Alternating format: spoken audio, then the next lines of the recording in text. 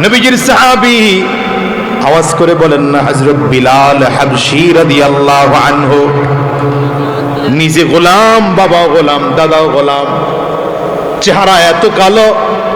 হাবশা দেশের মানুষ ছিলেন, কালো আবার চেহারা এমন দেখতে ভালো দেখা যায় না। হযরত বিলালের ঠোঁট দুইটা মোটা। হযরত বিলাল টাকা পয়সার দিক থেকে একেবারে নিঃস্ব মানুষ, কিন্তু এই বিলাল কেমনে সফল হইল? গোলাম জাদা গোলাম, কিন্তু রব্বে কারীম বলেন আমার কাছে এত দাম। পয়গম্বর বলেন মেরাজে যাওয়ার সময়, যখন মেরাজের রজনীতে জিবরিল আমার হাত ধরে ধরে ধরে ধরে জান্নাত দেখাচ্ছিলেন, তো আমি খেয়াল করলাম আমার আগে কে যেন হাঁটতেছে, খরমের আওয়াজ পাওয়া যায়। জিবরিলকে জিজ্ঞাসা করলাম, ভাই জিবরাইল আমার আগে কে হাঁটতেছে একটু বলো না।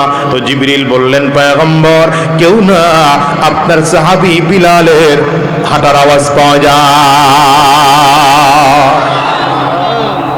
মেরাজ থেকে ফিরে এসে নবী হযরত বিলালকে ডাক দিয়েছেন, বিলাল কি আমল তুমি করো যে আমলের কারণে তোমার এত দাম হয়ে গেল? আপনারা এই ডিস্টার্ব করেন না, তোমারে একবার উঠেন নামেন বসেন, একেবারে চুপচাপ থাকেন, একেবারে ঠান্ডা মাথায় বসে থাকেন। আপনাদের কাজ বেশি থাকলে তাহলে আমারে বলবেন, আমি 10 মিনিটে শেষ করে দেবো। আপনাদের অনেক কাজ বাজ আছে। হ্যাঁ মাশাআল্লাহ। আমার তো ঠেক নাই যে ওয়াজ করা লাগবে, বুঝেন নাই? আপনাদের জান্নাতে নেওয়ার দায়িত্ব তো আমার না, আমার এলাকার মানুষে দিনদার বানানোর দায়িত্ব এটা আমার। কথা বুঝেন নাই? এই জন্যে আসছি, যদি সুযোগ দেন কথা কমু, আর যদি ভেজাল করেন আস্তে আস্তে যাবো। আল্লাহ তো কি বললাম, হযরত বিলালকে ডাক দিয়েছেন, আমল করো, কি বলো? হযরত বিলাল বলেন, হুজুর নবীর কাছে হযরত বিলাল কি আমলের কথা বলবে? যার কাছ থেকে আমল শিখলাম, যার কাছ থেকে দ্বীন শিখলাম, যিনি আমাদের দ্বীন শিখাইলেন, তার কাছে কি আমলের কথা বলবো? হযরত বিলাল কয়, হুজুর কিছুই আমল করি না, তবে ছোট্ট একটা আমল করি। হুজুর আপনি বলেছেন যখনই ওযু করবা 2 রাকাত নামাজ আদায় করবা। আমি বিলাল যখনই নামাজ আদায় করি, সাথে সাথে 2 রাকাত নফল নামাজ আদায় করি। ছোট্ট আমল, এই আমলের কারণে বিলালের দাম এত বেশি যে নবীর আগে জান্নাতে হাঁটতেছে আওয়াজ পাওয়া যায়। এখন নবী আমার হযরত বিলালকে ডেকে বলেন, বিলাল কিয়ামতের ময়দানে আমি নবীকে ডাকা হবে জান্নাতের গেট খুলে দেওয়ার জন্য, কারণ আমি নবীর হাতে জান্নাতের গেটের চাবি থাকবে। আমি আমার হাতের চাবি দিয়ে জান্নাতের গেটটা খুলে দেব।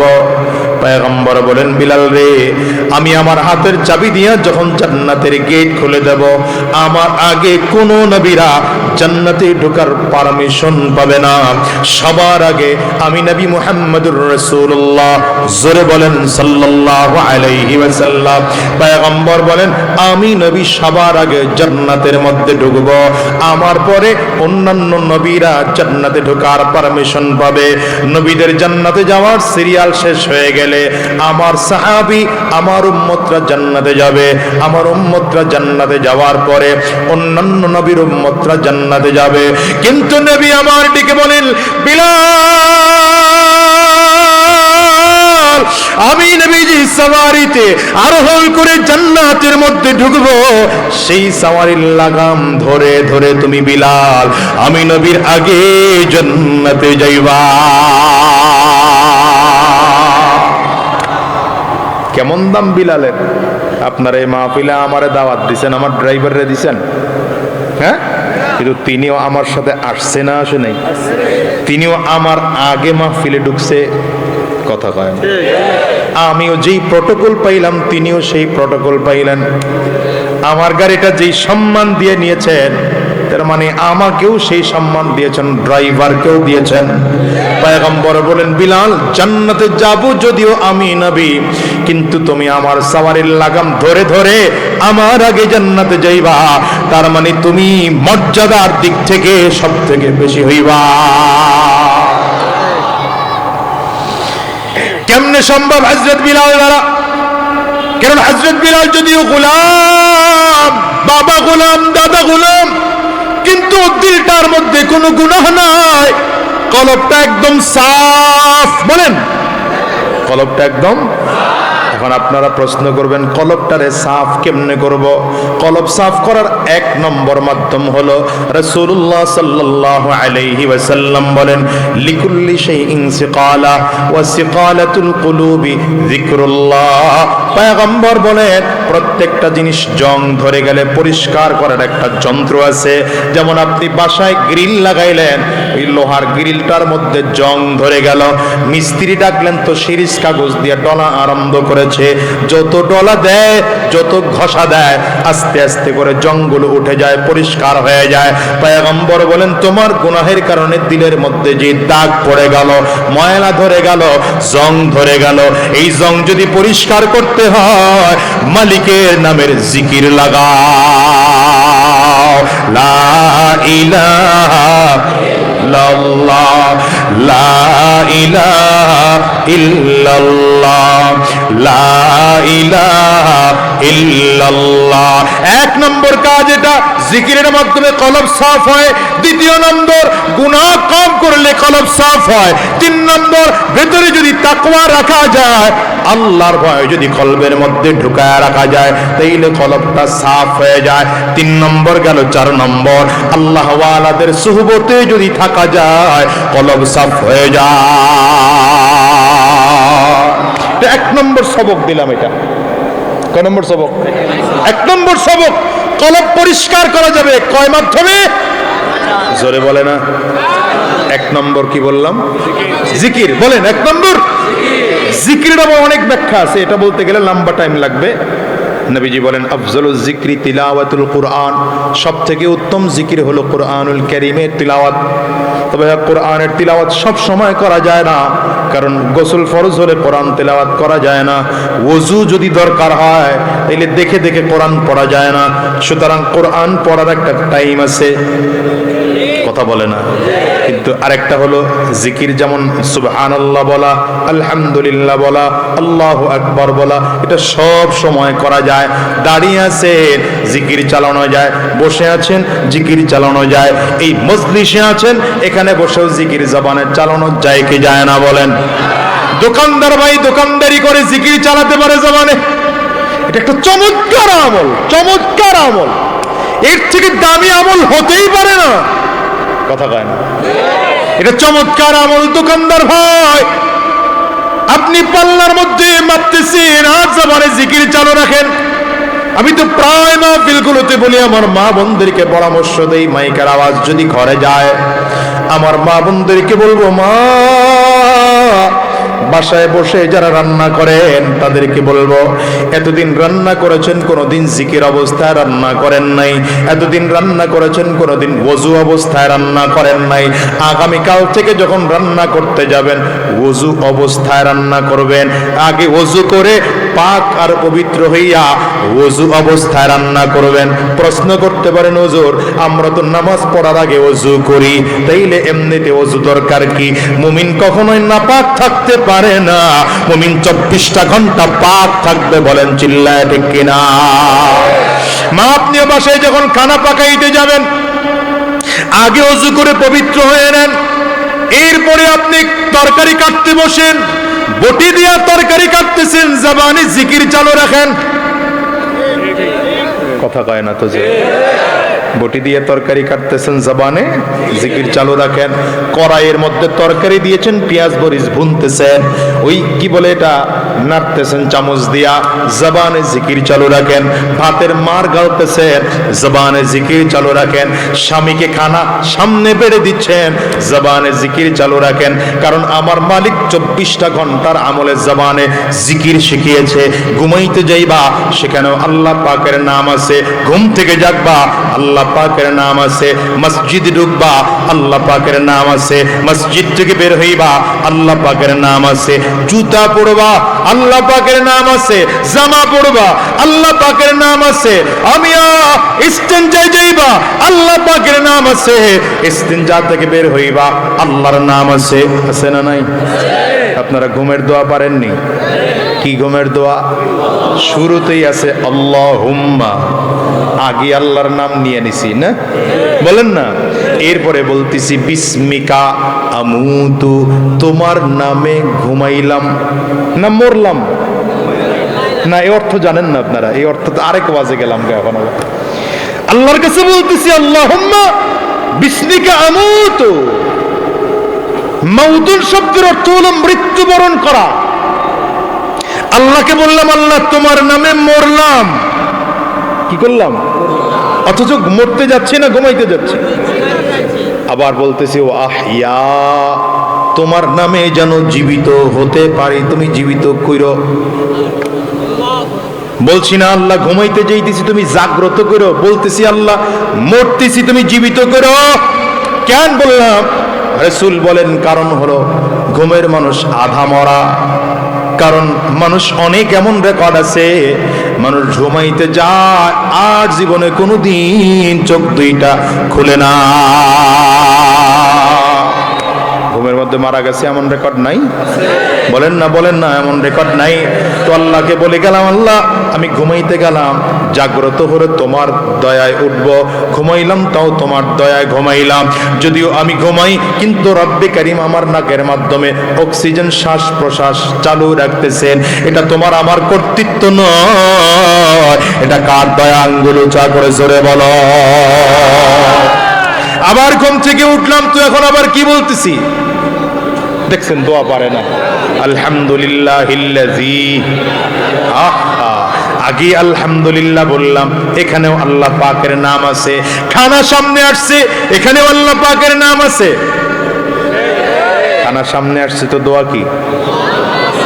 হ্যাঁ কি কয়? আল্লাহুম্মা বিসমিকা আমুতু কয় দিয়ে, হ্যাঁ আল্লাহুম্মা বারিক লানা ফিমা রাযাকতানা। দেখছেন এখানে আল্লাহর নাম আছে, আছে না নাই? জোরে বলেন। হ্যাঁ আবার খানা খাওয়া শেষ হয়ে গেল, বলেন দোয়া কি? আলহামদুলিল্লাহিল্লাযী। দেখছেন এখানে আল্লাহর নাম আছে না নাই? ইস্তেনজা যাব, আল্লাহ পাকের নাম নিলাম, ঢোকার দোয়া কি? বলেন। ওইখানে ওই যুবক কি করতেছে? ওই ওই ওই দুই তিনজন, হ্যাঁ বেটা কপাল পুরলে ছাই পাবি না। এখানে তামসা করতে বসি তোর কাছে মনে হয়? হ্যাঁ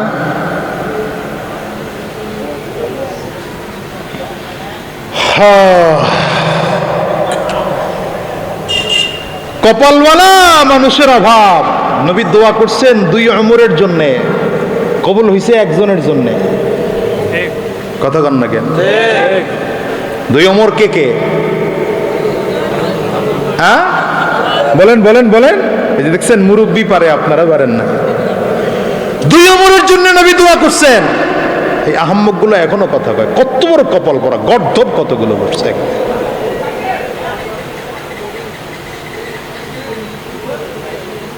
শিখোস নাই কিচ্ছু না জীবনে, কিচ্ছু শিখতে পারলি না জীবনে। নবী দোয়া করছেন কয় ওমরের জন্য? ওরা দেখে মনে পড়লো এখনো ওমর ইবনুল খাত্তাব, খাত্তাবের ছেলে আমর, আর এক হলো আমর ইবনে হিশাম যেটা আবু জাহাল। দোয়া কবুল হয়েছে কার ব্যাপারে? খাত্তাবের ছেলে ওমরের ব্যাপারে। তিনি তো এমন দোয়া কবুল হয়েছে যে খলিফাতুল মুসলিমিন হয়ে গেলেন, আমিরুল মুমিনিন হয়ে গেলেন। শুধু তাই না, ইন্তেকালের আগে নবীজির জবানে জান্নাতের সার্টিফিকেট পেয়েছেন। এটা নেন হাতে, এটা ঠান্ডা না করলে ঝামেলা আছে। ঠিক আছে ঠিক আছে। ইন্তেকালের আগে জান্নাতের সার্টিফিকেট পেয়ে বিদায় হয়েছেন এই ওমর। আর আবু জাহাল, এদিকে আমার দিকে তাকান, হের দিকে তাকালে তো পাগলামি পারবো, বুঝে না দুনিয়ার কিছু। আর আবু জাহাল দোয়া করছে, কিন্তু নবীর দোয়া আবু জাহালের ক্ষেত্রে কবুল হয় নাই, কপাল পোড়া অবস্থায় জমিন থেকে বিদায় হয়েছে। তো যা হোক, আমি যে কথা বলতেছিলাম, কি জন্য এদিকে বলতেছিলাম? হ্যাঁ হ্যাঁ, কয়টা জিনিস মনে থাকবে? 1 নম্বর কি বললাম? জিকিরের মাধ্যমে কলব তাজা হয়, কলব সুস্থ হয়। 2 নম্বর, গুনাহ কম করলে, না গুনাহ না করলে, না করলে বলেন, গুনাহ না করলে কলব সাফ হয়। 3 নম্বর নেককা তাকওয়ার দ্বারা কলব সাফ হয়। 4 নম্বর হাক্কানি উলামায়ে কেরামদের সুহবত, যাদের মধ্যে তাকওয়া আছে এমন মানুষদের সুহবতে কলব সাফ হয়। 5 নম্বর আরেকটা বলে দিয়ে গেলাম, নেকের কাজ বেশি বেশি করলে কলব সাফ হয়। এটা 1 নম্বর সবক। ঠিক আছে তো, মনে থাকবে? জিকিরে কলব সাফ হয়। আরে শুধু জিকিরে কলব সাফ হয় না, জিকিরের জান্নাতের মধ্যে গাছ রোপণ হয় না। সুবহানাল্লাহ পাওয়ার হয় না, জোরে বলেন। জিকিরে জান্নাতের মধ্যে কি হয়? গাছ রোপণ হয়। হযরত ইব্রাহিম আলাইহিস সালাতু ওয়াস সালামের সাথে আমার নবীর মিরাজে যাওয়ার সময় 7ম আসমানে দেখা হয়েছে। কোথায়? আমার দিকে তাকায়া, নিচের দিকে না, এদিকে তাকায় শোনেন। কয় নম্বর আসমানে দেখা হয়েছে? 7ম আসমানে দেখা হয়েছে পয়গম্বর আরবীর সাথে। আমাদের ইব্রাহিম আলাইহিস সালাতু ওয়াস সালাম তিনি যেন আমাদের কি হন? ও গেছে গা 16 বছরে ভুলে গেছে গা। এই ওয়াজ করতে গিয়ে আমার নারিন্দা, এই যে পুরান ঢাকার সব থেকে পুরনো মসজিদ, ওখান থেকে গেল গা, চাকরি গেল গা আমার। এই আয়াত তেলাওয়াত করছিলাম, খালি আয়াত তিলাওয়াত করে কইছিলাম যে আল্লাহ কোরআনে কইছে তো ইব্রাহিম আলাইহিস সালামকে মানি। কোরআন যাকে জাতীয় পিতা বলে নাই, আমি তারে জাতীয় পিতা মানি না, এটা কইছিলাম। খালি কোরআন কাকে জাতীয় পিতা বলেছে? সবাই কয় না, দেখছেন? কোরআন কারে জাতীয় পিতা বলছে? মিল্লাতা আবিকুম ইব্রাহিম হুয়া সাম্মাকুমুল মুসলিমিন।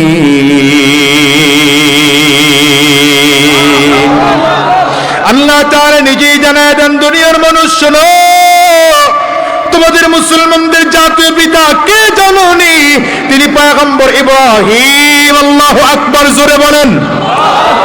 ইব্রাহিম আলাইহিস সালামের বাদ দিয়া দুনিয়ার কারো বাপরে যদি আইনা জাতির জাতীয় পিতা বানাইতে চায়, হয়তো 2-4 জন ঠিকই থাকবে, কিন্তু পরিস্থিতি এমন হবে বাবার মূর্তি ক্যারেম দিয়ে টেনে টেনে নামানো হবে। নামাইয়েই শেষ করা হবে না। বাচ্চারা স্লোগান দিবে, 15 বছরের বাচ্চা, 18 বছরের বাচ্চা, 20 বছরের বাচ্চা স্লোগান দিবে, জাতির পিতা ইব্রাহিম, অমুক মুইয়া ঘোড়ার ডিম। কথা কয় না। এই জন্য বলি শোনেন, ইসলাম বাদ দিয়া ভিন্ন দিকে দৌড়ায় না। আমরা মুসলিম জাতি, মিয়া ইসলাম লাগবে, ইসলাম ছাড়া মুসলমান অন্য দিকে দৌড়াইতে পারে না। চিরজীবন মেহনত করবা তো ইসলাম প্রতিষ্ঠিত করার জন্য মেহনত করো, প্রতিষ্ঠিত করার জন্য মেহনত করো তো কোরআন প্রতিষ্ঠিত করার জন্য মেহনত করো। কথা বলেন না? সংবিধানের জায়গায় মানুষ রচিত সংবিধানকে ছুঁড়ে ফেলে দিয়া ওখানে কোরআনকে বসা দাও, দেখবা গোটা দুনিয়ার মধ্যে আর কোনো সমস্যা নাই। এই জন্য আগামীর বাংলা ইসলামের বাংলা, বলেন না? আগামীর বাংলাদেশ, আগামীর বাংলাদেশ, জোরে বলো। আগামীর বাংলাদেশ কোরআনের বাংলাদেশ, আগামীর বাংলাদেশ ইসলামের বাংলাদেশ, আগামীর বাংলাদেশ মানবতার বাংলাদেশ, আগামীর বাংলাদেশ ইনসাফের বাংলাদেশ, আগামীর বাংলাদেশ দাড়িওয়ালা টুপিওয়ালা সভ্যওয়ালাদের বাংলাদেশ। এই বাংলাদেশ করার জন্য যদি বাংলাদেশে তোমাকে আমাকে আবার রক্ত দিতে হয়, আমরা রক্ত দেব। যদি জীবনটা দেওয়ার দরকার হয়, কারা কারা তৈয়ার আছো 2 হাত তুলে দেখাও।